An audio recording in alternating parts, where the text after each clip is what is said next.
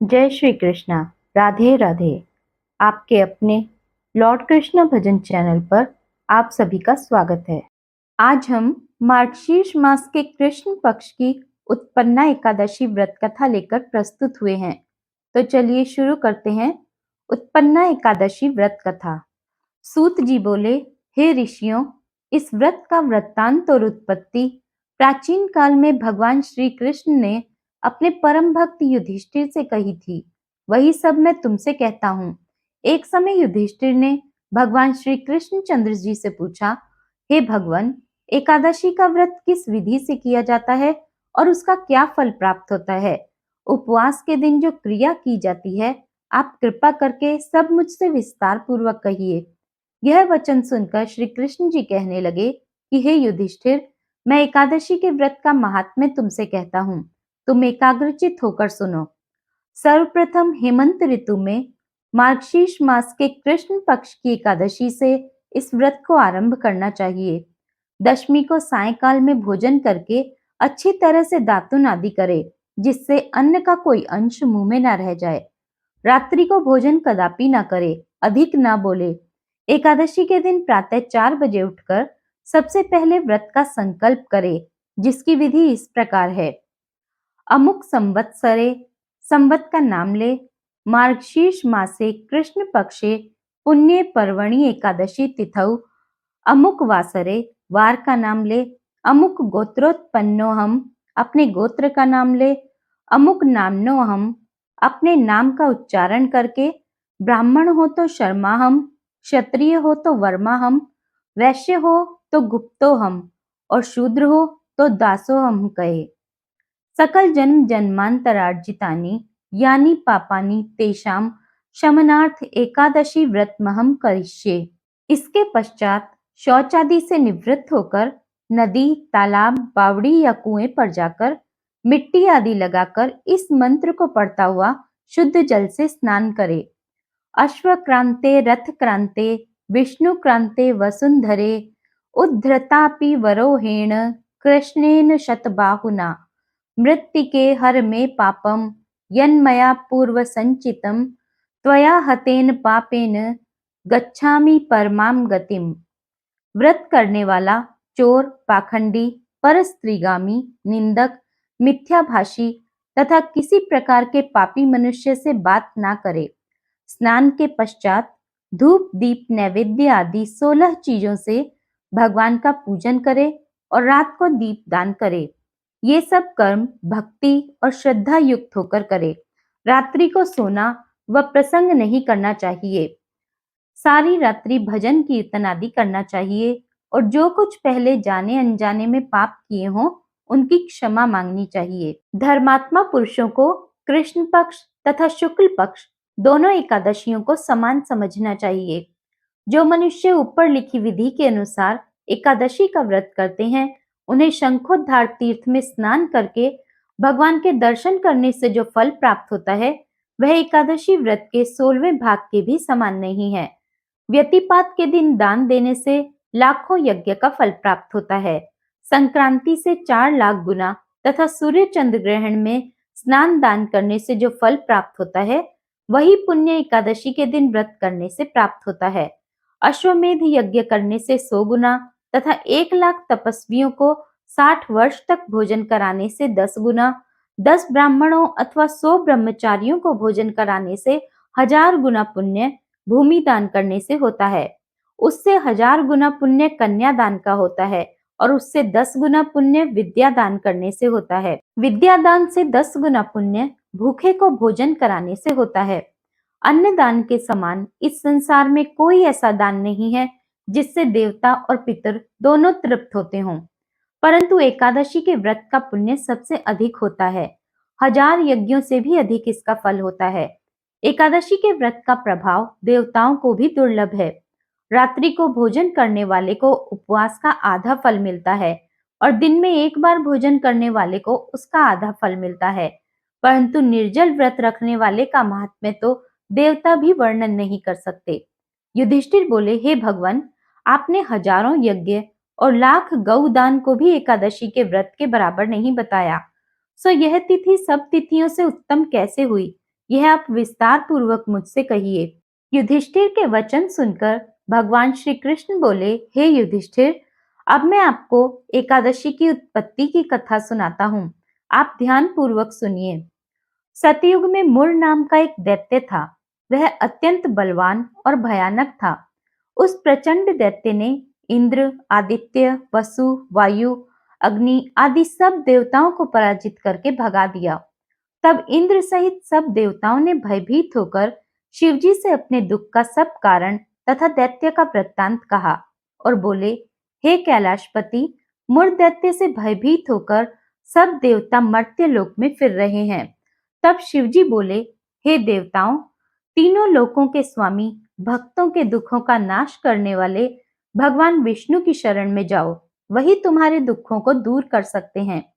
शिवजी के ऐसे वचन सुनकर इंद्रादि सब देवता क्षीर सागर में पहुंचे। वहां भगवान को शयन करते हुए देखकर इंद्र हाथ जोड़कर उनकी स्तुति करते हुए बोले, हे देवताओं द्वारा स्तुति करने योग्य प्रभु, आपको बारंबार नमस्कार है। देवताओं की रक्षा करने वाले हे मधुसूदन, आपको नमस्कार है। आप हमारी रक्षा करें। दैत्यों से भयभीत होकर हम सब देवता आपकी शरण में आए हैं। आप इस संसार के कर्ता, माता पिता, उत्पत्ति तथा पालन करता और संहार करने वाले हैं। सबको शांति प्रदान करने वाले हैं। आकाश और पाताल भी आप ही हैं। सबके पितामह ब्रह्मा, सूर्य, चंद्र, अग्नि, सामग्री, होम, आहुति, मंत्र, तंत्र, जप, यजमान, यज्ञ, कर्म, कर्ता, भोक्ता भी आप ही हैं। आप सर्वव्यापक हैं। आपके सिवा तीनों लोकों में चर तथा अचर कुछ भी नहीं है। हे भगवान, दैत्यों ने हमको जीतकर स्वर्ग से निकाल दिया है और सब देवता इधर उधर भागे भागे फिर रहे हैं। आप उन दैत्यों से हमारी रक्षा करें। इंद्र के ऐसे वचन सुनकर भगवान विष्णु बोले, हे इंद्र, ऐसा मायावी दैत्य कौन है जिसने सब देवताओं को जीत लिया है?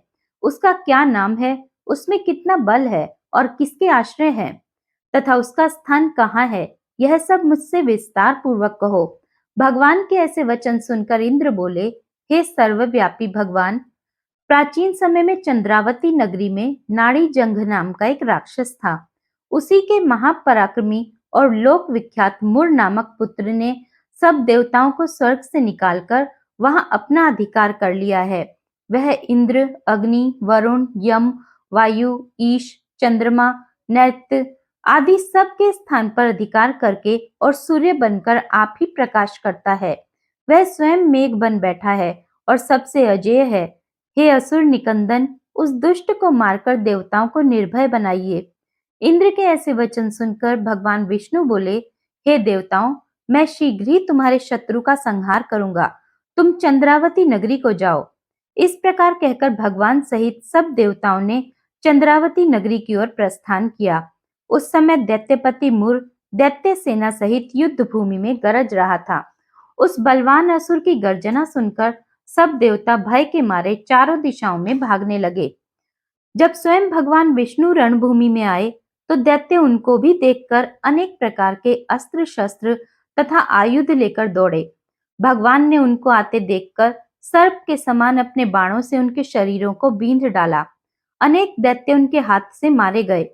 केवल एक मुर ही जीवित बचा रहा। वह अविचल भाव से भगवान के साथ युद्ध करता रहा।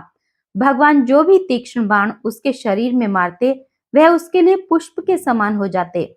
शस्त्रों के प्रहार से उसका शरीर छिन्न भिन्न हो गया, परंतु वह फिर भी युद्ध करता ही रहा। अब वे आपस में मल्ल युद्ध करने लगे और 10,000 वर्ष तक उनका मल्ल युद्ध होता रहा, परंतु वह दैत्य भगवान से पराजित न हुआ। तब भगवान विष्णु युद्ध से थककर बद्रिकाश्रम चले गए। वहां पर एक हेमवती नाम की सुंदर गुफा थी। उसमें विश्राम करने के लिए वे उसके अंदर प्रवेश कर गए। वह गुफा 12 योजन लंबी थी और उसमें एक ही द्वार था। भगवान वहां जाकर सो गए। वह दैत्य उनको सोया हुआ देखकर मारने के लिए उद्यत हुआ। वह अभी मारने का प्रयत्न कर ही रहा था कि भगवान के शरीर से एक अत्यंत प्रभावशाली सुंदर कन्या अस्त्र शस्त्र धारण किए हुए उत्पन्न हुई और दैत्य के सामने आकर युद्ध करने लगी। वह दैत्य उस बलवान कन्या को देखकर आश्चर्यचकित होकर उसके साथ युद्ध करने लगा। उस कन्या के ऐसे भयानक पराक्रम को देखकर दैत्य विचारने लगा कि इस कन्या को किसने बनाया है जो ऐसा भयानक युद्ध कर रही है। वह ऐसा विचार कर ही रहा था कि उस महादेवी ने उस बलवान दैत्य के रथ को चूर चूर कर दिया तथा उसके अस्त्र शस्त्रों को काटकर टुकड़े टुकड़े कर दिया। तब वह दैत्य महान क्रोध करके मल्ल युद्ध करने लगा, परंतु देवी ने उसको धक्का मारकर मूर्छित कर दिया। जब वह दैत्य मूर्छा से जागा तो उस देवी ने उसका सिर काट डाला। इस प्रकार वह दैत्य तो पृथ्वी पर गिरकर मृत्यु को प्राप्त हुआ और बाकी दैत्य डर के मारे पाताल लोक को भाग गए। जब भगवान विष्णु की निद्रा टूटी तो उन्होंने मूर्ख दैत्य का कटा हुआ सिर व कन्या को दोनों हाथ जोड़कर खड़े देखा। तब भगवान उस कन्या से पूछने लगे कि हे देवी, जिस दैत्य से इंद्रादिक सब देवता भयभीत होकर स्वर्ग से भाग गए थे, उसको किसने मारा है? वह कन्या कहने लगी कि भगवान, जब आप निद्रा में थे तो यह दैत्य आपको मारने के लिए उद्यत हुआ।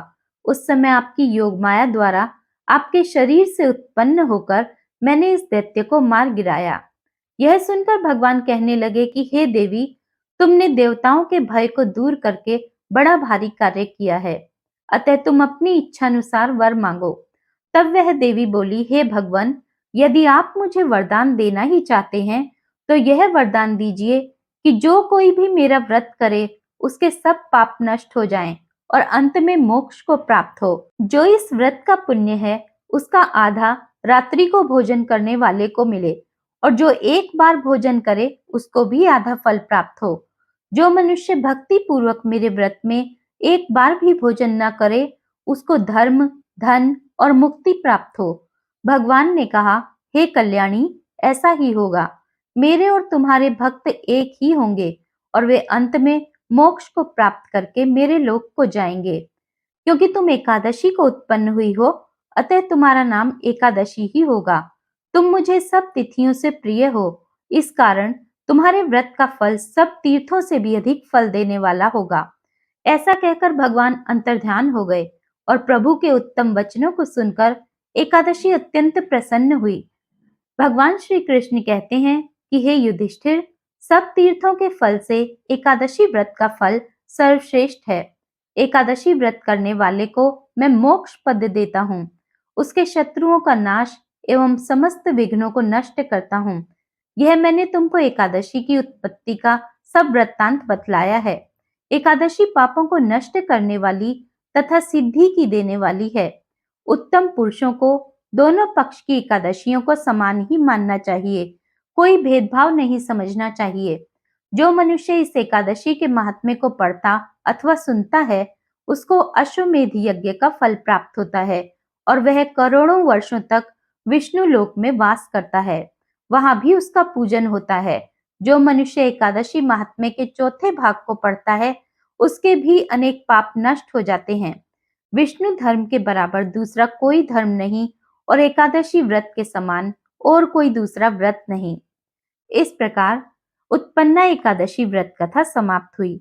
जय श्री कृष्णा। राधे राधे। जय श्रीमन नारायण।